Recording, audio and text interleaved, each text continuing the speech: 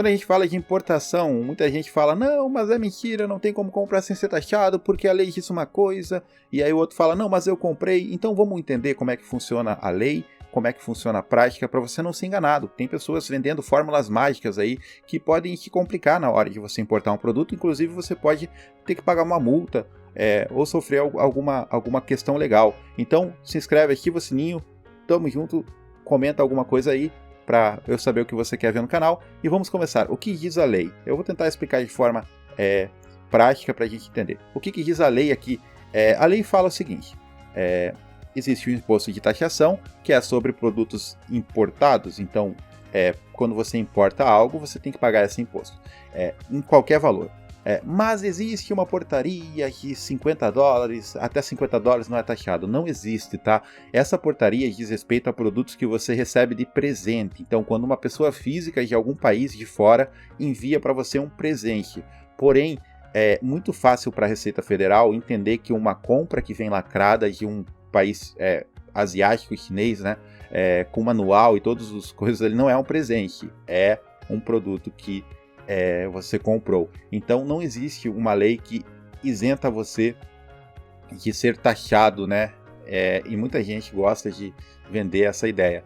Porém, isso é a lei. O que acontece na prática, tá? Na prática, como é que funciona? Nos últimos 3 anos eu fiz centenas de importações. Aqui pro canal eu trago muita coisa, se você for ver, eu tenho dezenas de vídeos, muita coisa eu nem gravo, eu já vendi coisas do AliExpress.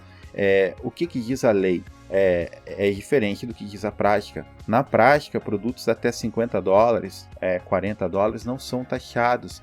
E por que isso acontece? Porque a Receita Federal ela está com um déficit de pessoas, isso mesmo. Ela trabalha com menos material humano do que necessitaria em várias funções. E eu vi uma reportagem esses tempos da Receita Federal que ela está em déficit, né?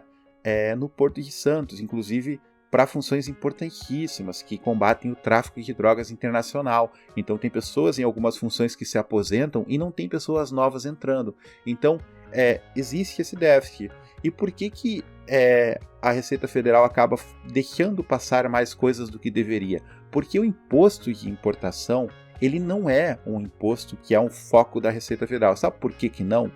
Porque ele não é imposto arrecadatório, ou seja, ele não é um imposto a termos de orçamento que causa um impacto que, nossa, não dá para viver, não dá para gerenciar o Brasil sem o imposto de importação. Não, o foco do imposto de importação é ser um imposto regulatório para impedir que você compre algo da China que você pode comprar no seu bairro, para impedir que você compre de uma empresa chinesa ou japonesa algo que você pode comprar do João da esquina, que ele produz também. Então é um imposto para regular, né? Para dar uma competitividade maior para os produtos nacionais perante os produtos importados.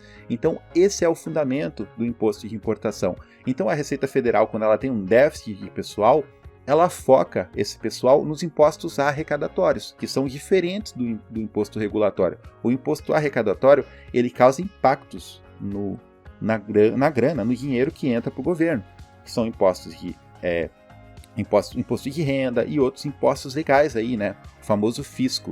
Então, essa é a questão. É um imposto que acaba não sendo tão importante. E aí, o que a Receita Federal faz quando ela tem um déficit de pessoal? Ela faz o trabalho que é possível. Então, compras como celulares, produtos mais caros, são taxados, porque eles têm tecnologia e eles conseguem observar, né?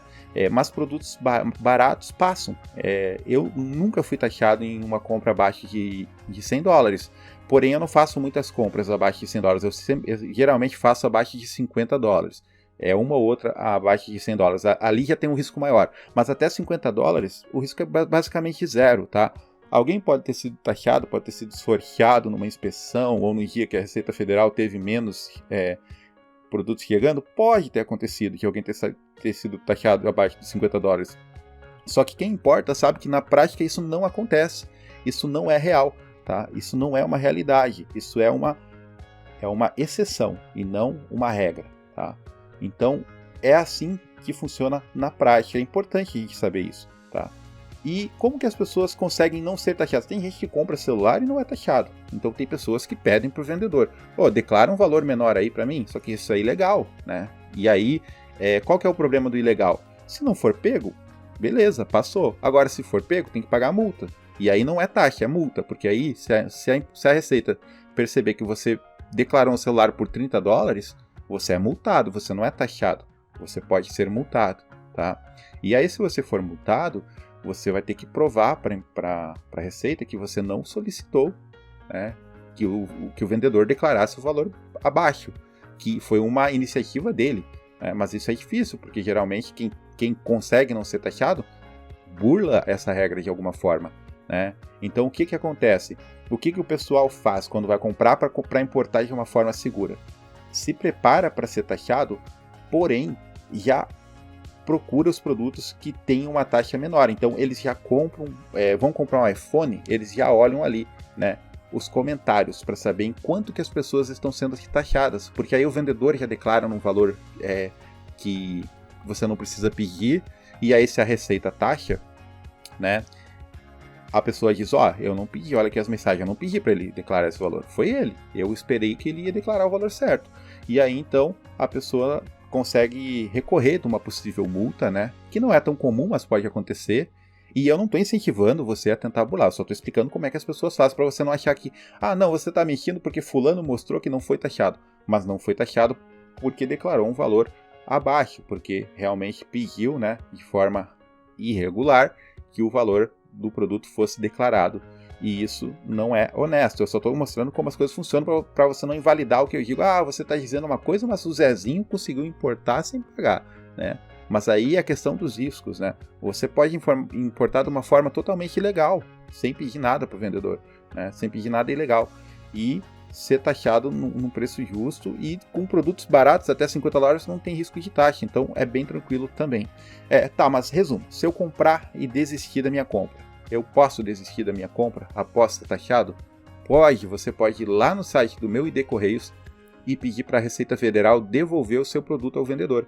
E o vendedor ele tem que lhe dar um reembolso, porque as leis brasileiras valem, né? Mesmo que seja um vendedor chinês. Então, cara, se você quer o seu dinheiro de volta, foi taxado no valor que não gostou, você pode pedir a revisão para a Receita Federal, mas se for um valor justo e de taxa e você mesmo assim não quer pagar, você pode simplesmente devolver o produto e o vendedor ele vai ter que lhe dar um reembolso. Eles podem brigar um pouco, tentar fazer um acordo, mas se você insistir, eles são obrigados a lhe devolver, porque o AliExpress tem que cumprir a lei brasileira. Não adianta dizer que, eu sou chinês. Não, a partir do momento que vendeu aqui, tem que cumprir as leis nacionais. Então é isso, eu espero que esse vídeo tenha ficado claro, que você tenha gostado.